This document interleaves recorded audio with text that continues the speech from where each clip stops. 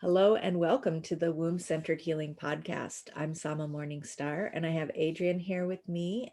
Thank you so much, Adrienne. I met Adrienne, a couple years back, I believe, when I participated as a guest speaker in the Birthing the New Paradigm Summit that Adrienne hosted back then. And recently she has invited me to be a guest again, a guest speaker in the Nurturing the New Paradigm Summit. So I happily said yes, and here we are on the podcast to share about this summit and hear about the the intentions, the process of putting on a summit like this and what it's all about. So, Adrienne, please introduce yourself a bit more and share with us about the summit.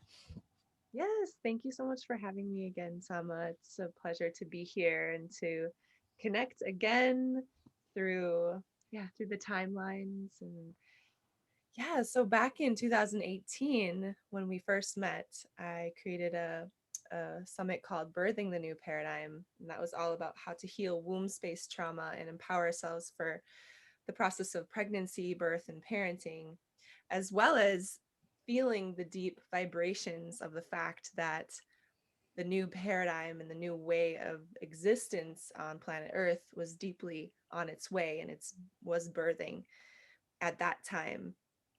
And and obviously now with being on the other side of 2020 and our experience with COVID and this little organism that changed humanity, right? This little like virus, it's not, non-living living organism that changed humanity. We've all really understood that this is now here. The new paradigm is definitely here. And now it's about nurturing the new paradigm.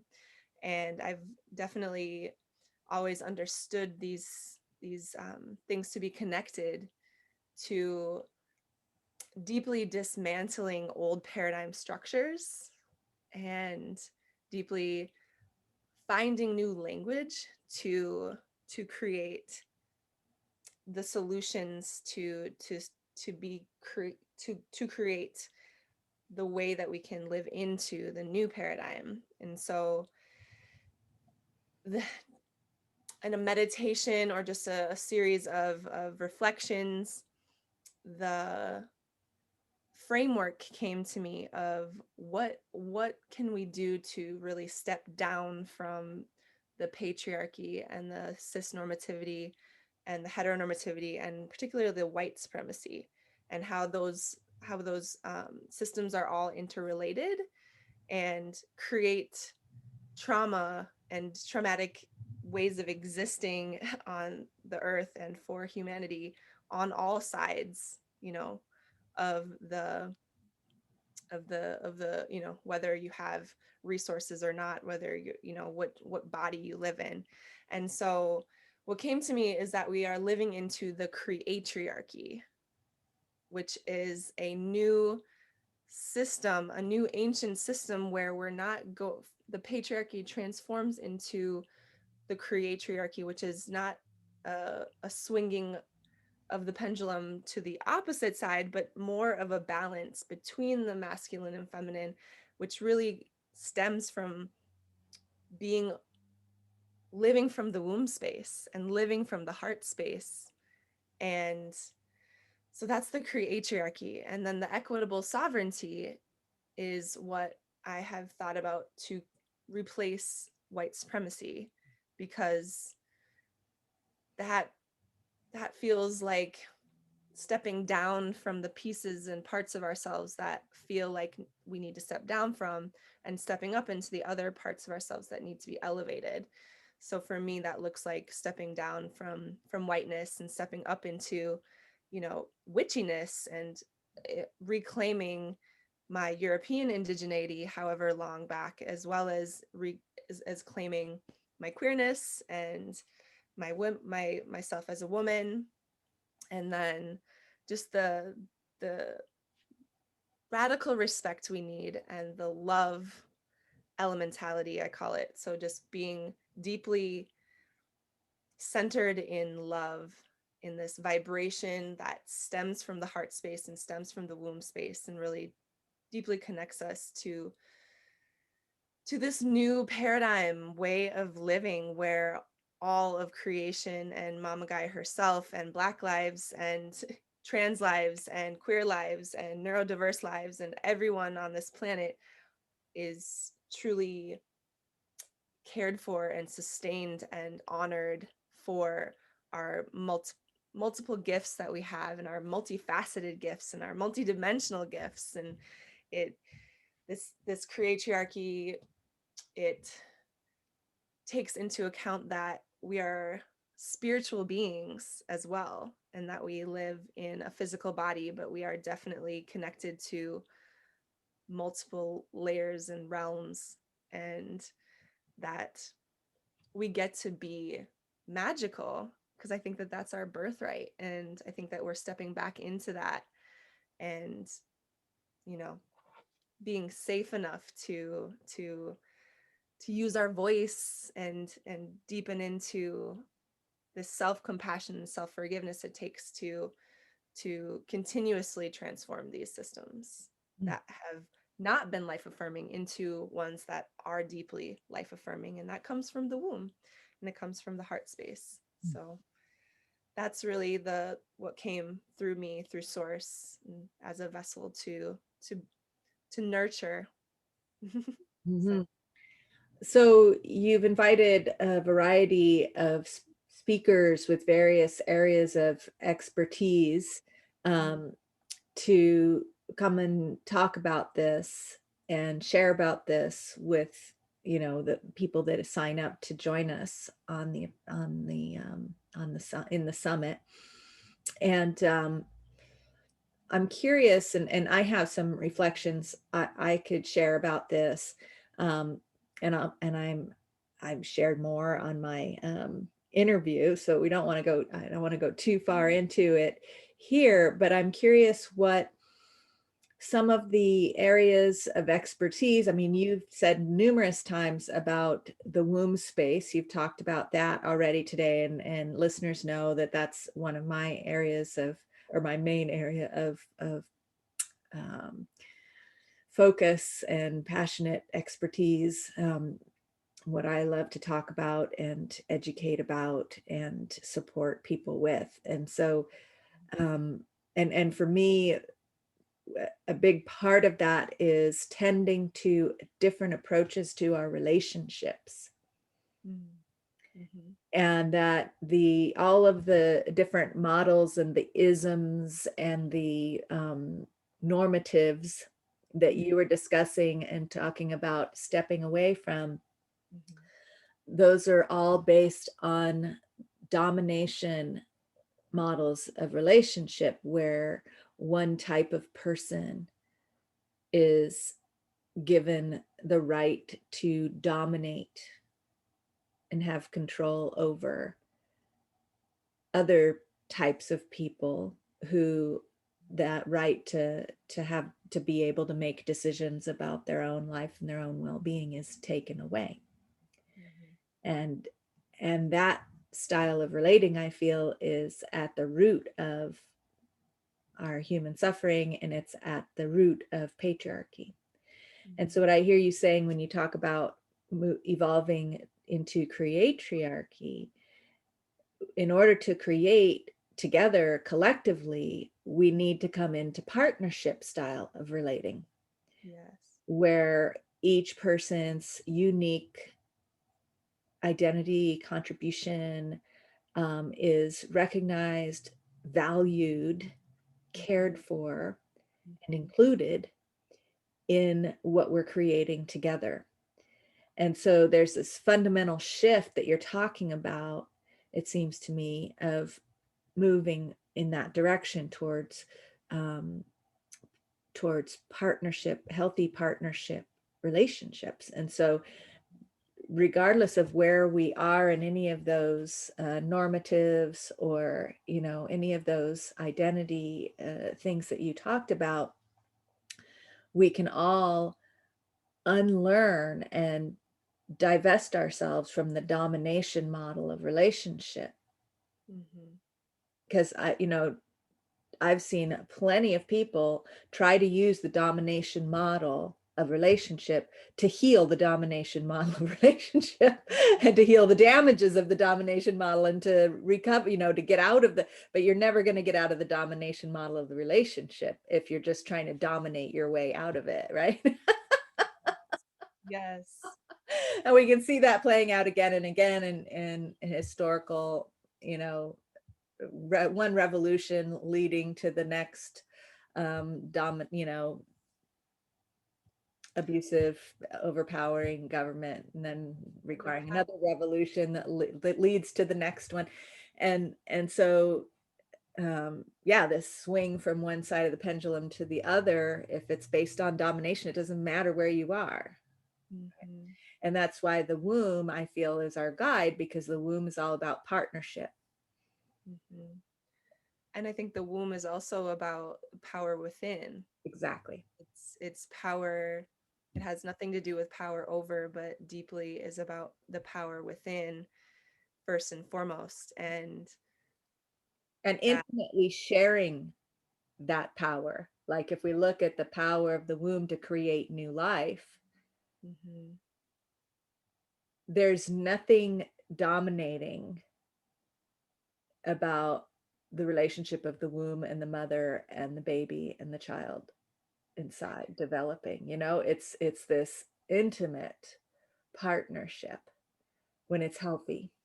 Yeah, yeah, I definitely agree with that. I think that, you know, the sovereignty to Yes. so like co-creating is really important to me. And so that's why nurturing the new paradigm to me is about what you're talking about, is relating with one another, not from a place of like, I'm the teacher and you're the student, even though we might have those, roles. But at the same time, we come into a circle space, a temple space, a womb centered space in a way that honors the fact that everyone is coming in with their own gifts and their own ancestor wounds to be healed. And so we need to do that from the inside. We need to do that from the womb. And I think that has a lot to do with feeling safe enough in our own bodies to feel sovereign enough to use our voices, and also to step into this piece of worth, because the old paradigm ways are really good at making sure that we don't feel worthy and that we use the money system from that lens. But I think that there's a new way of relating to this money system that we probably will have for our whole entire lifetimes, my lifetime anyways. And so we have to learn how to utilize this system that we've been given, that we've been given, and use and still step up into a place of worth that has nothing really to do with money, but that you can utilize these systems in order to kind of recreate things from the inside. Mhm. I, do you know what I mean? Am I getting? Well, you're talking about how this partnership model might apply to economics, um, and how we share and utilize our resources in a way. It's tricky, in a way that everyone feels valid and everyone's contribution is validated regardless of how that looks. Mm-hmm. And one of the things that one of the models that is helpful to me in looking in nurturing these new ideas, this new paradigm, which is really revival of a lot of ancient wisdom too that's been suppressed. um, One of the things is valuing caring for each other, Yes. Mm-hmm. and somehow finding ways to value that, and that w- we can do that within this monetary system you're referring to, Mm-hmm. by as individuals valuing the time we take to care for ourselves, Mhm. prioritizing that, Mhm. valuing caring for each other in all aspects of what we're doing. And that's a difficult thing to reclaim when we've all, at least here in this country, but most people around the world have had this model of self-serving individualism dangled in front of us like a carrot, saying this is the only way to get your needs met, so you better do this, right? And so stepping back from that and saying, wait a second, what if caring for each other is the only way for me to get my needs met, for sure? And what if that's the pathway to the kind of security that we're longing for in our communities, and you know, in our collective, and in our individuality, and in our families, and you know, that. And I mean, I have a perfect example, a friend of mine who is, she's a miracle worker, and I have been concerned about her. She's in her 70s, uh, and I know she doesn't have any children taking care of her, but she has tons of people in the community that she has this mutually caring relationship with. I thought it was just me that she had this relationship with, but when there's been times when I'm like, "Are you sure you're okay? You know, is there something you need from me?" She goes, "Oh no, well, I'm going to get this and that from so and so is going to give me this and that." And we've been navigating the wildfires and making sure everybody has a safe place when they come through every year. And she always has, and I've taken her with me when we've evacuated. We've taken her with us from time to time, but times when we haven't been able to, she's like, "Oh, that's okay, I'm going with so and so." And you know, and she's cared for, but not Mhm. because she has a bunch of money. Yeah, I think we're talking about two kind of systems that are sort of overlap, but are also sort of separate. I think the system of having abundance and then the system of having money. And I think that the abundance comes from these relationships. Mhm. And I can share a story of just after being 3.5 blocks away from where George Floyd was murdered, which is a very huge catalyst in what, spurred me to create this event, is really feeling the energy of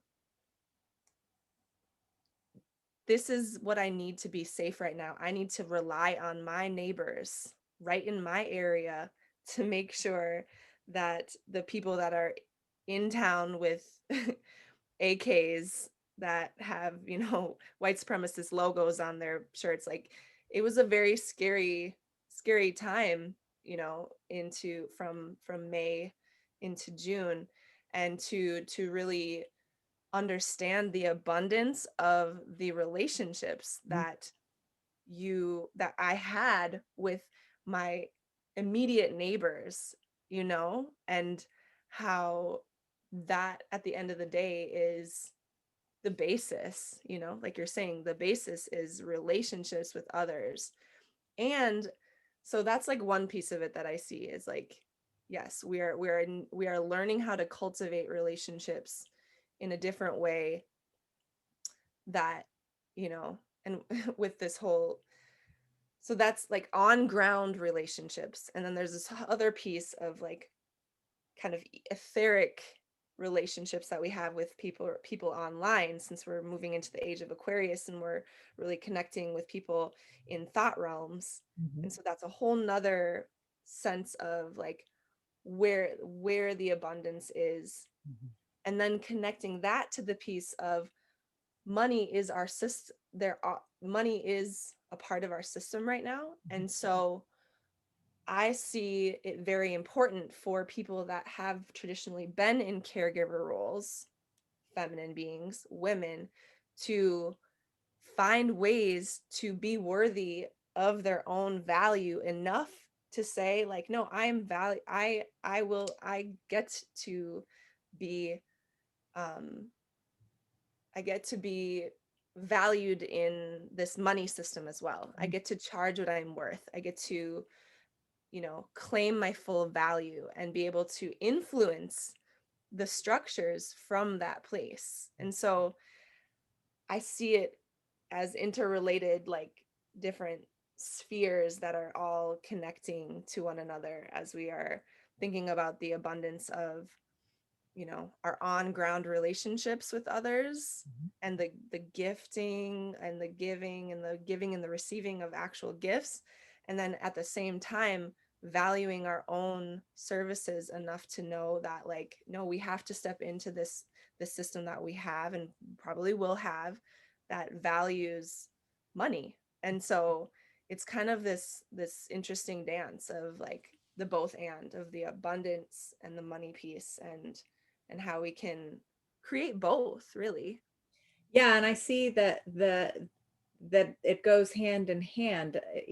It feels to me like as we reclaim that sense of community and caring for each other, we're returning to the origins of the money system, which was originally created to make sure that everyone got their needs met, so that so and so over here who had an abundance of chicken eggs and so over here who had an abundance of wool uh, could have, the chicken egg person could have some wool, or and then there's a third person with an abundance of vegetables from the garden. um, well, I'm not making a very good metaphor, but the person with the eggs might not need wool, but the wool person needs eggs. And so creating like a common thing so that you're not having to do direct trade of goods and services between one to the other, so that people could say, well, actually, I don't need what you have, but I do need what so and so has. And you probably also need what so and so has. So if you do a trade with so and so, then you can give me some of that trade, but not that actual good or service. So there needed to be like a neutral representation of what we're trading, energetic trade, to make sure that everybody could have what they needed. And then it has grown into this system where, from our trauma and from our um, wounding, our collective wounding, where some people started hoarding that symbolic energy and aren't sharing it, and have gone away, moved away from using Yeah. it to make sure that everyone's needs are met, and instead are hoarding it just for their own extreme wealth and luxury at the expense of everyone else. And so I feel that there's a deep healing that needs to happen in order for us to all return collectively, both as individuals and collectively, to return to um, having money be a way of caring for each ourselves and each other, instead of something that we have to hoard and be greedy about and step on everyone else in order to get more for ourselves. Yeah. Charlotte Nguyen, who's also speaking on this series, she says that the root of all of this is hatred, delusion, and greed. Mm-hmm. And so, yeah, exactly. That system that was created to just be have a mutual, you know, thing that you could trade, it's it's been corrupted by the hatred and the delusion and the greed.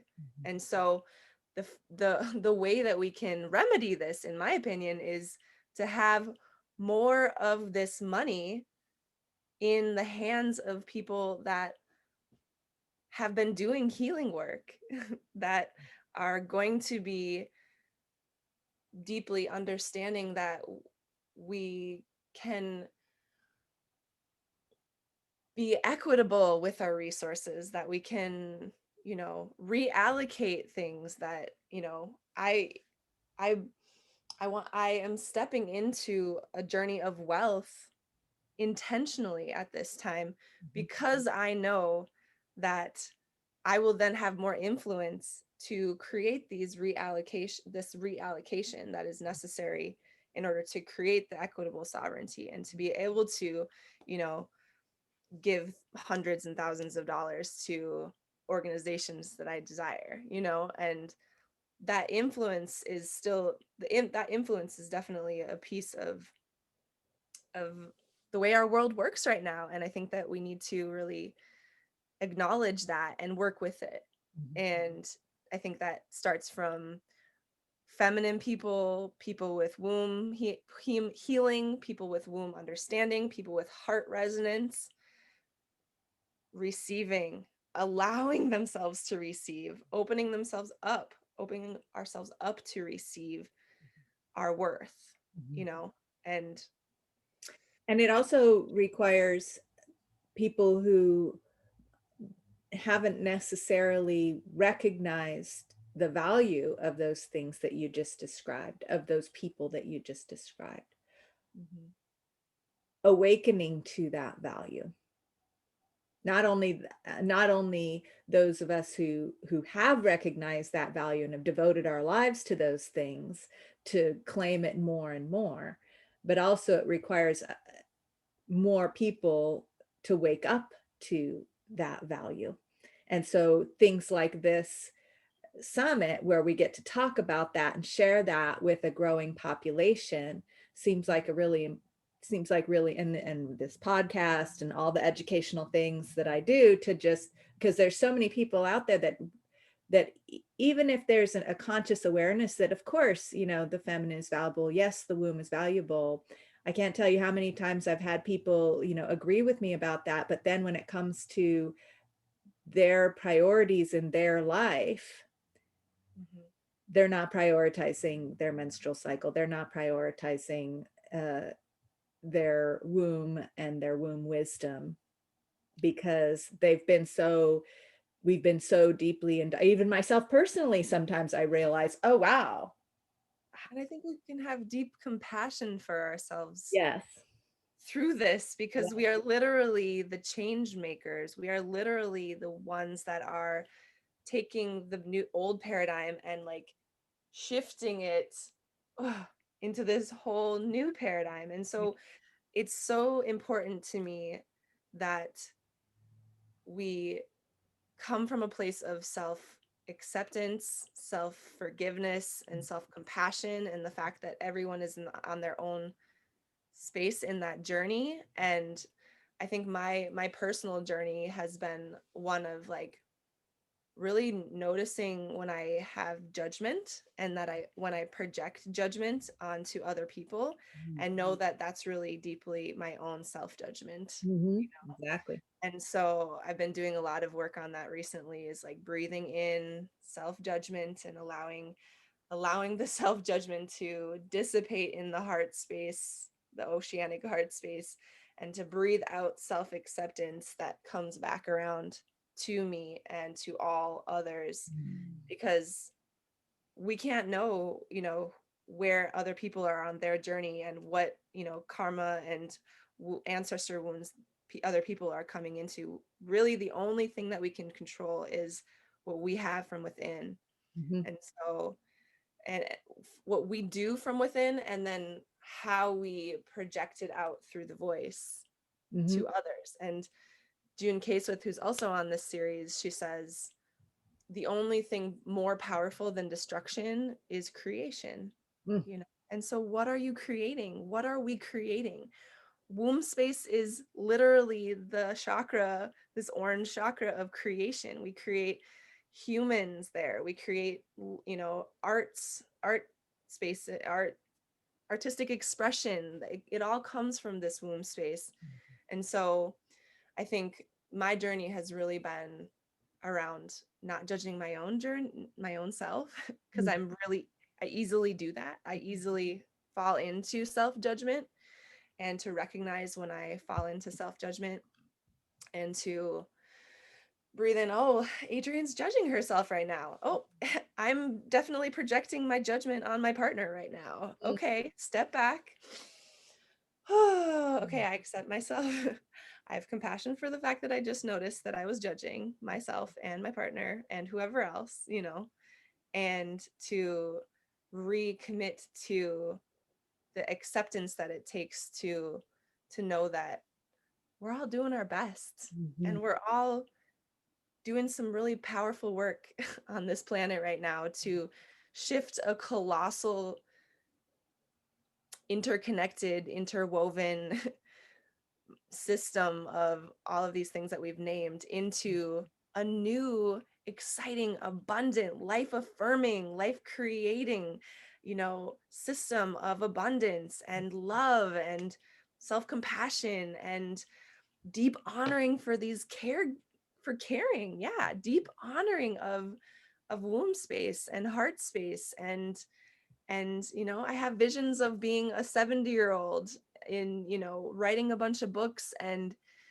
being in political spaces that perhaps right now are like, I don't, what are you talking about? Why are you reading a poem right now in this political space? But it's like, how can we bridge these two, this centering of leadership from the womb space? And I do feel like it's going to take, you know, years, and at the same time consciousness shifts in generations, in 10 years and 15 years. And that's one thing also that Justin Michael Williams talks about, is like, you know a collective tipping point can come in a matter of 20 years. It just takes a a, a group of very dedicated thought leaders really connected to birthing it, and then the collective tipping point happens once there's like a 25%, there's like a actual like study on it. 25% of people are thinking this can actually happen. For instance, we're talking about ending racism Mhm. and understanding that race is a construct. The trauma that is that was and currently is the result of this false construct of race is real. Like, the people of color, you know having more traumatic experiences, by the police and all these kinds of things. These are real results from the false construct of race. And so, can we create systems that are based on these life affirming traditions around cultivating food and, you know, all of these? I don't know. It's all interconnected, and it always is for me. And I'm so big picture, and I always see all the interconnected spaces. So I think that people are finally, though, ready to see that nurturing the new paradigm is interconnected to our own inner liberation, Mhm. as well as our actions that we take from our inner healing and our inner liberation and our inner Mhm. peace that comes from really stepping up into what I call, what's your slice of the paradigm shift. Like, Mhm. everyone has a different, beautiful, diverse, uh, you know, way that they see the world. And can we step up with acceptance into our own gifts, Mhm. you know? Yes, thank you. I love how you've sort of demonstrated in this brief conversation how you're bringing each person who's part of the summit a thread in, quoting the different speakers here in this brief conversation. And I think there's quite a few more than what you quoted, Oh right? yeah. How There's a many speakers are there? there's 27. Okay. Yeah. And Mm-hmm.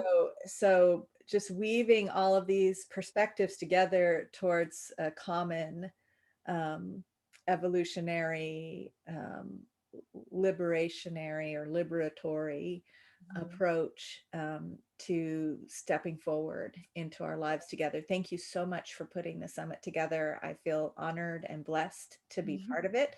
I want to encourage listeners to look for the link to sign up in the show notes wherever you're watching this, whether it's on YouTube or an audio podcast platform, look for that link in the show notes and sign up for the free summit, and join us. I'm sure it's going to be Yep, it starts March 2nd, and you can sign up at nurturingthenewparadigm.com. I would be so honored to have you there. And yeah, there's so many other threads that are just so juicy. We didn't even go into some of the other womb, the really deep womb juicy, right. menstruation rituals and things Yeah. like that. So Well, yes, join me, website. and Sama, thank you so much Yeah, this is for just a little having me. intro teaser. So if you want to get into those deeper conversations with us, please join us for the summit. So look for that link and we'll see you there soon. Thank you.